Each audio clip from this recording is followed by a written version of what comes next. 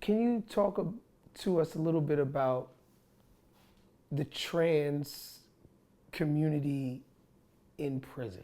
So to my understanding, before it used to be you had to be on hormones, you had to have a sex change, you had to have, okay, say if you're a man and you're converting to a woman, your private part has to be changed, your breast has to be changed or anything like that. But now I think is identify as a woman, they do an evaluation, you go to the clinic, they have these mental health people, they evaluate you and they deem that you say you're a woman, you're a woman.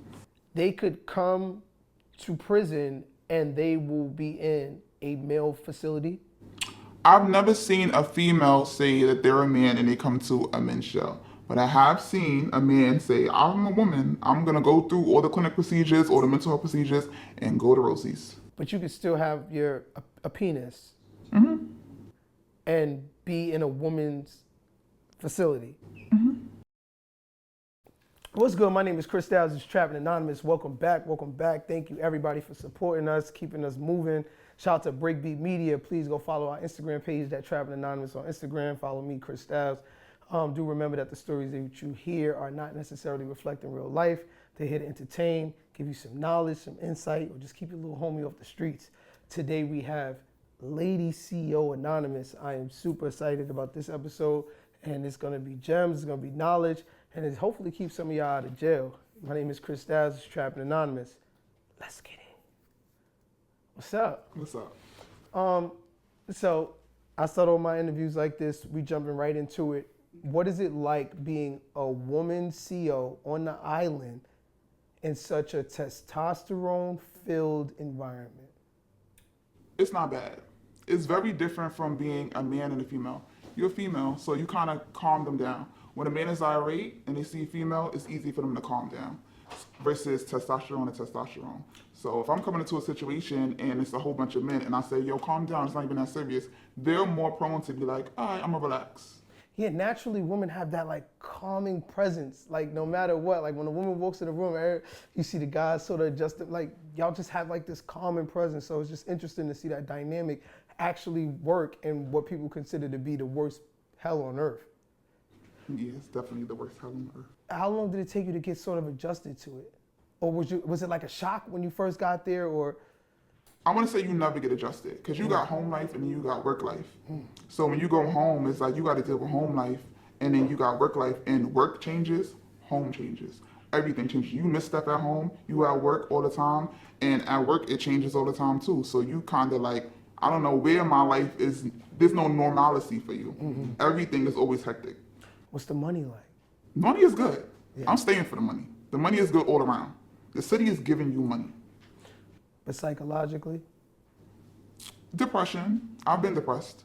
What? I've definitely been depressed. And why would you say that? Why do you say depressed? Because even with your friends, I'm not even gonna talk about kids. Your friends is going out, you see your friends having fun, you can't do that. You gotta be an adult, you gotta go to work. You're getting stuck 16 hours.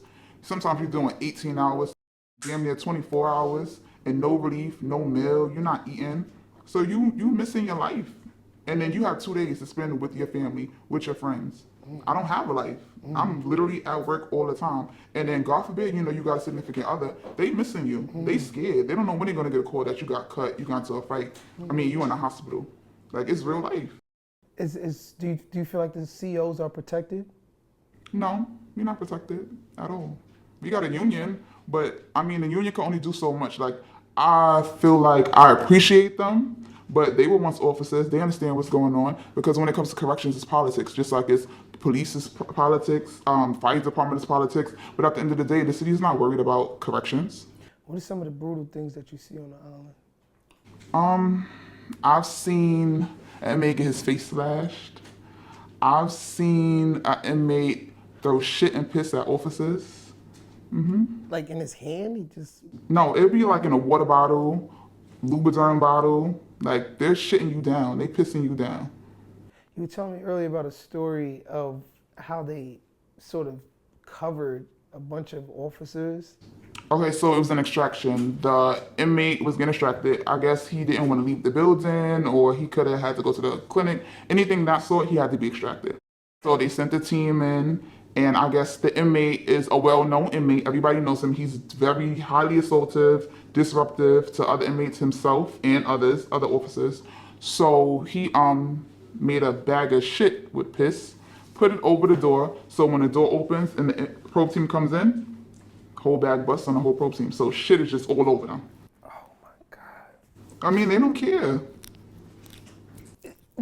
What do you sort of say to that? Like, how do you get me to come to work tomorrow?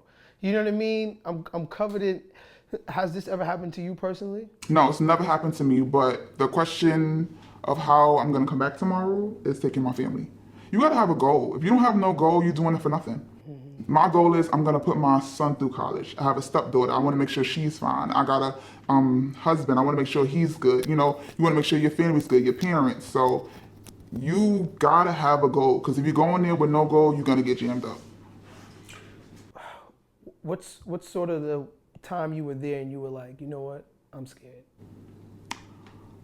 It's been plenty of instances when I was scared. I mean, a melee, you gotta do something.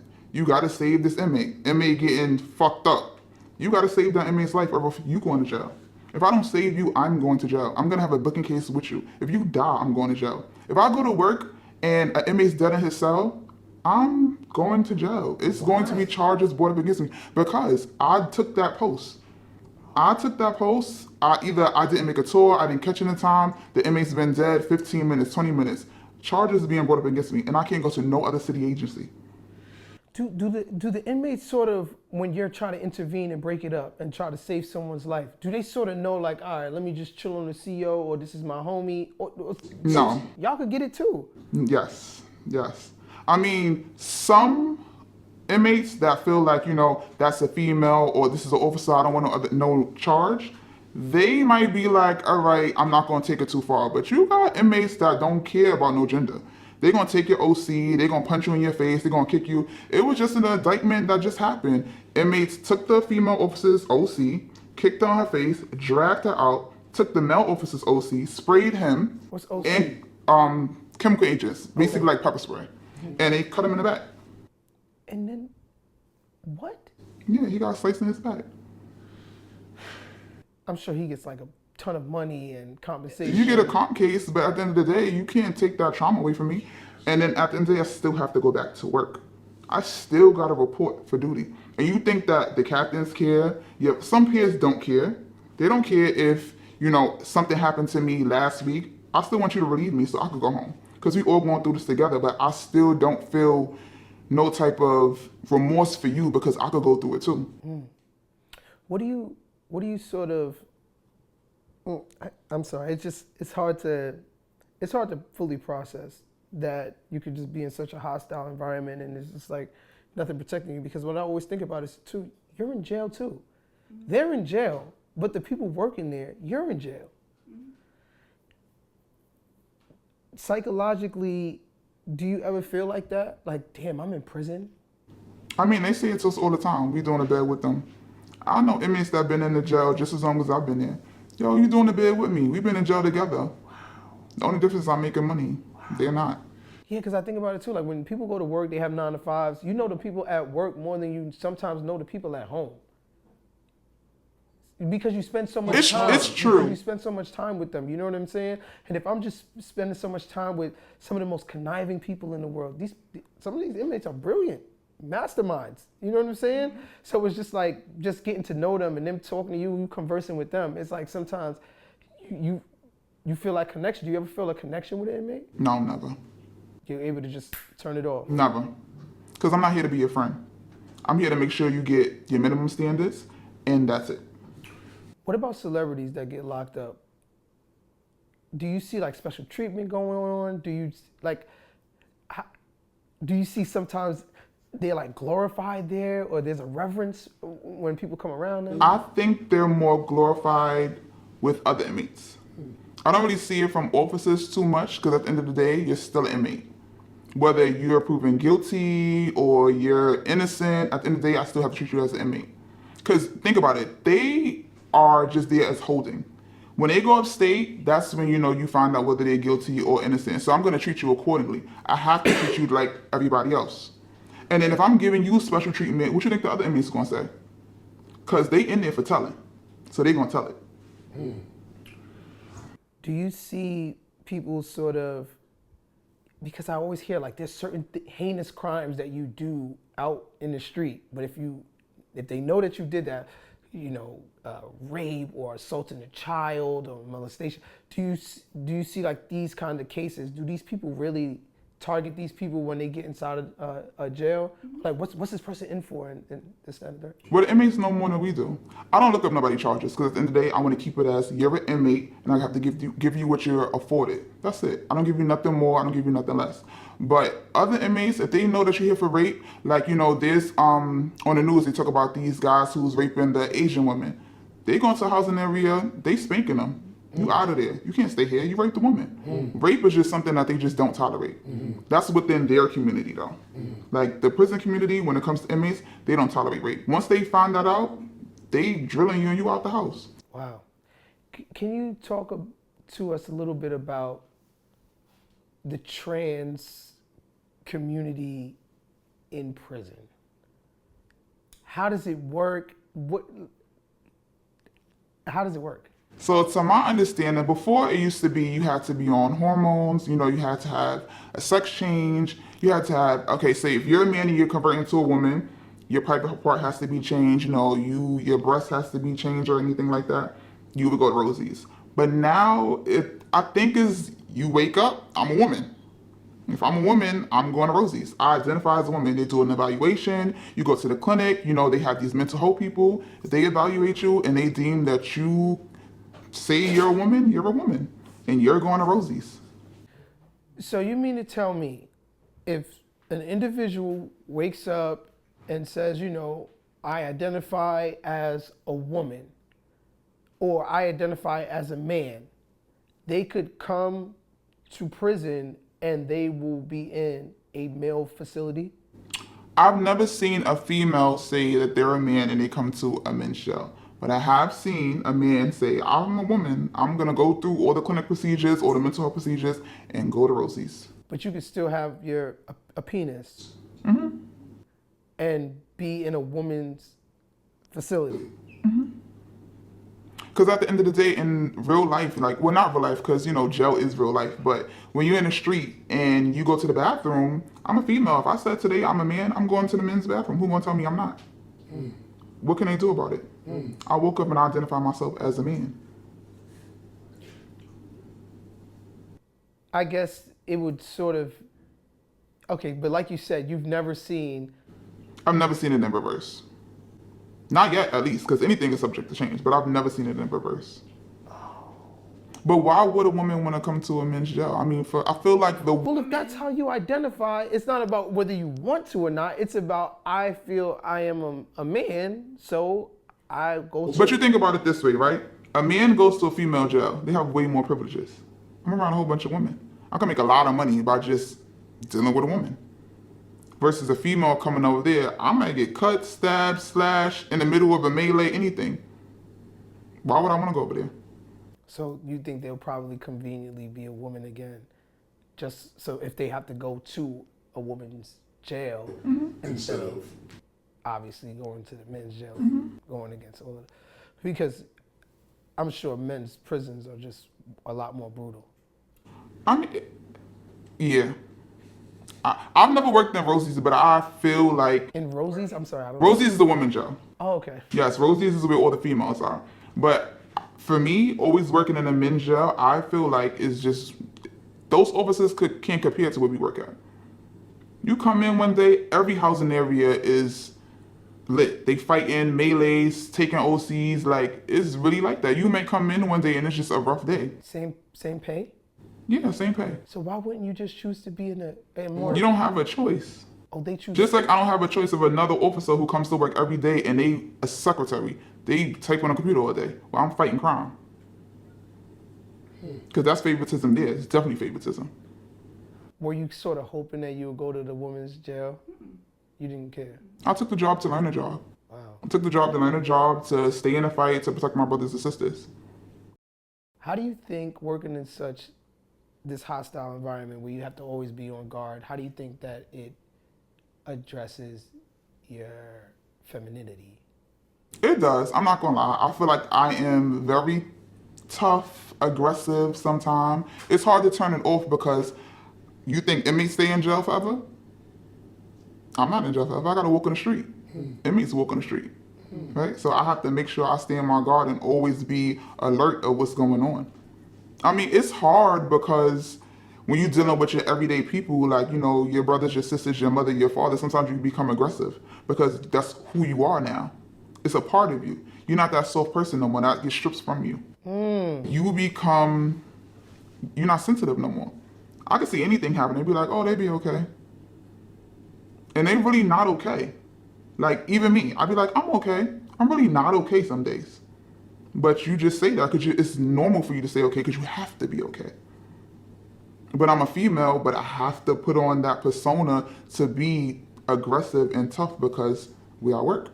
Have you ever ran into somebody that was an inmate on the street? I went to the corner store not too long ago, a couple of weeks ago, an inmate's in the corner store. And is there respect there, or is it kind of like, or is it disrespect, or it's like, oh, you violated me in the house? I'm not a nasty officer. I'm only nasty to you when you're nasty to me.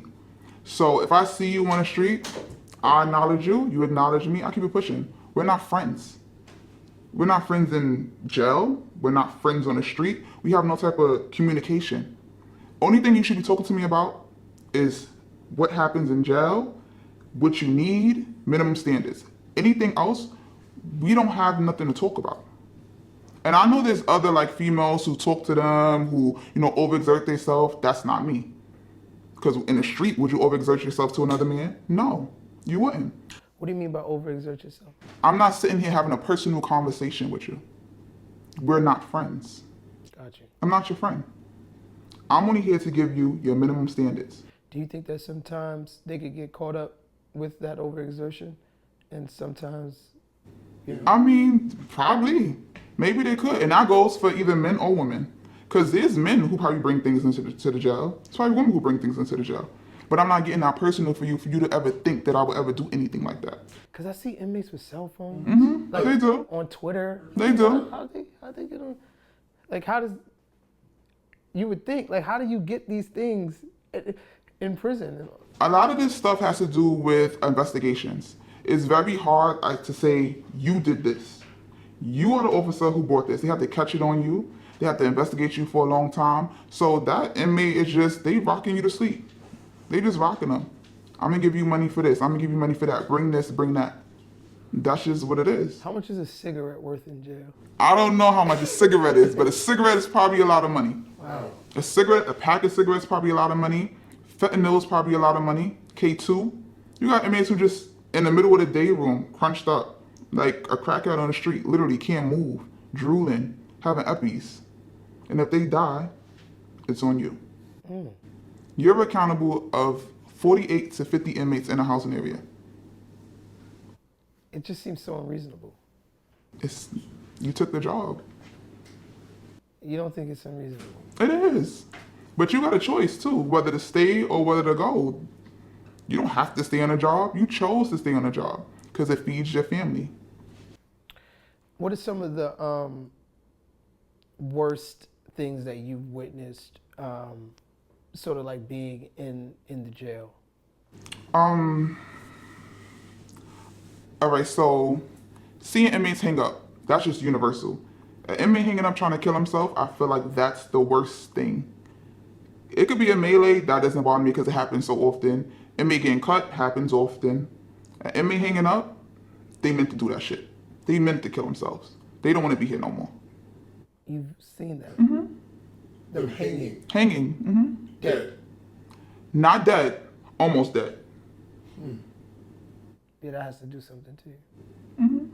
Because at the end of the day, it's somebody's child. That's somebody's husband.